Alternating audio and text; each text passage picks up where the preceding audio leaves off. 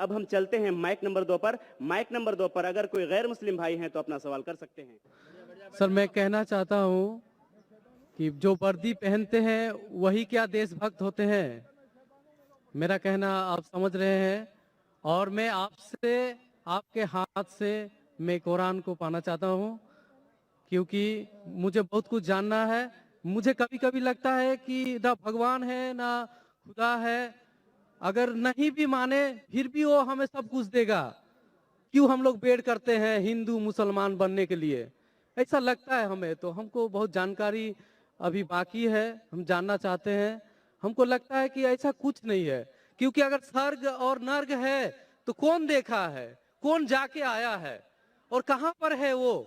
अगर कोई गया है या किसने बोला है, मेरा माथा काम नहीं करता है। कहाँ है, किधर है? भाई साहब का 3 सवाल है। पहला सवाल है, भाई साहब ने कहा है कि वर्दी पहनने से क्या वो देशभक्त बन जाता है, ये आपका सवाल था।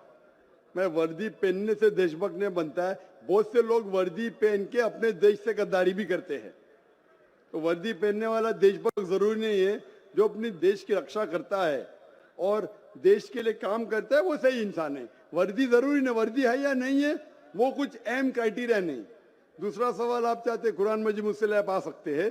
तीसरा कि मैं कभी सोचता हूं कि खुदा है क्या नहीं है, क्यों लोग आपस में झगड़ते, स्वर्ग है क्या नहीं है, किसने देखा स्वर्ग है क्या नहीं है, तो क्या करना क्या जानना। भाई साहब आपने कभी किसी को 10 माले से खुद ही मारते देखा? भाई साहब नहीं देखा तो 10 माले से खुद ही मारेंगे? मारो खुद ही ना। क्यों नहीं मारेंगे?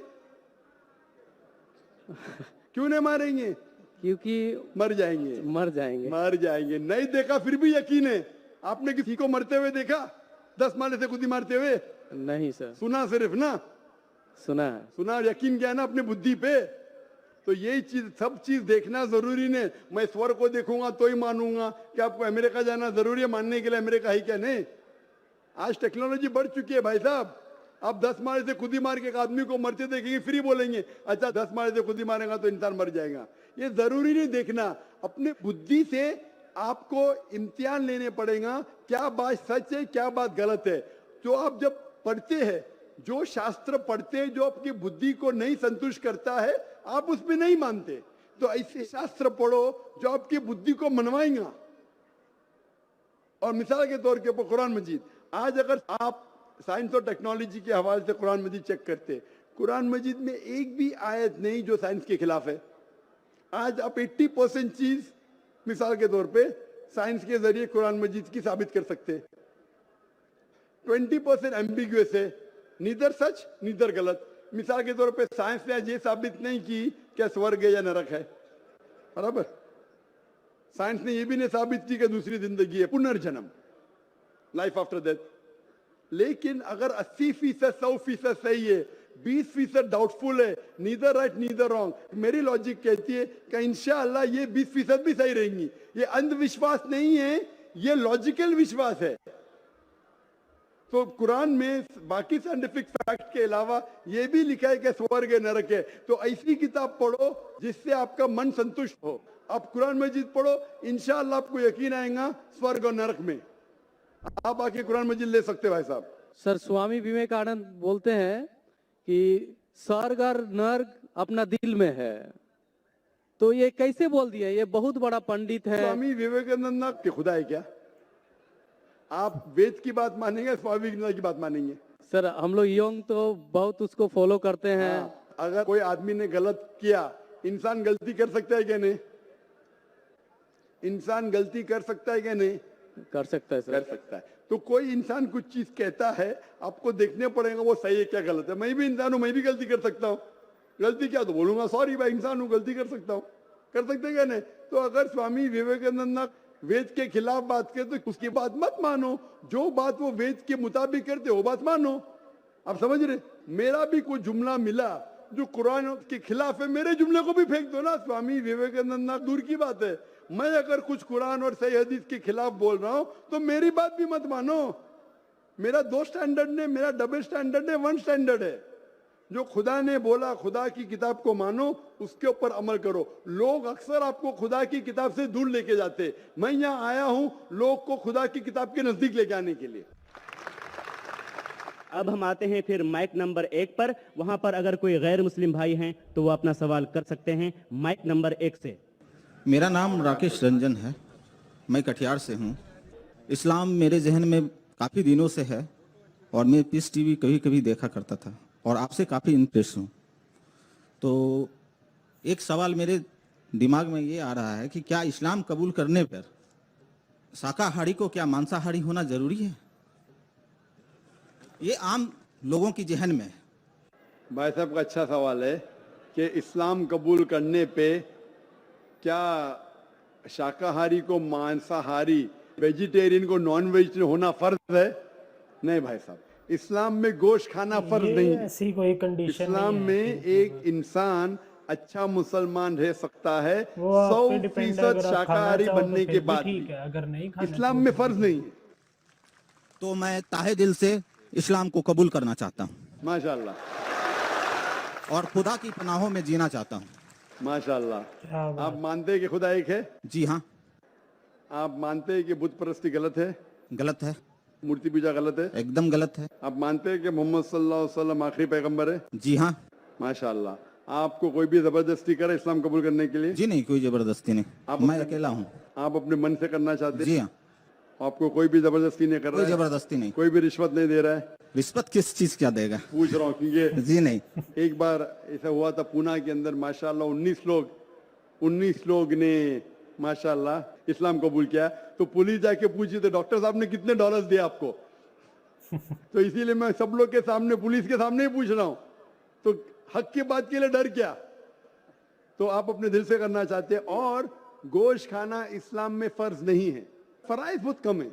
इस्लाम में फराइज और हराम बहुत कम है। लोग समझते बहुत चीज फर्ज है। और एक किताब है क्या, 70 मेजर सिन में बड़े गुनाह 70। तो ये 70 चीज में 70 जो मेन फर्ज और हराम लिखा है उसके अंदर, कुल मिला के और हुई है, लेकिन मेन ये है। तो इसके अंदर कहीं भी नहीं लिखा है कि गोश्त खाना फर्ज है। लोग को ये गलत फहमी है कि मुसलमान को गोश्त खाना ही चाहिए। हाँ, इजाजत है, इजाजत वेद में भी है, इजाजत कुरान में भी है। अगर आपको टेस्टी लगता है खाओ, नहीं टेस्टी लगता मत खाओ।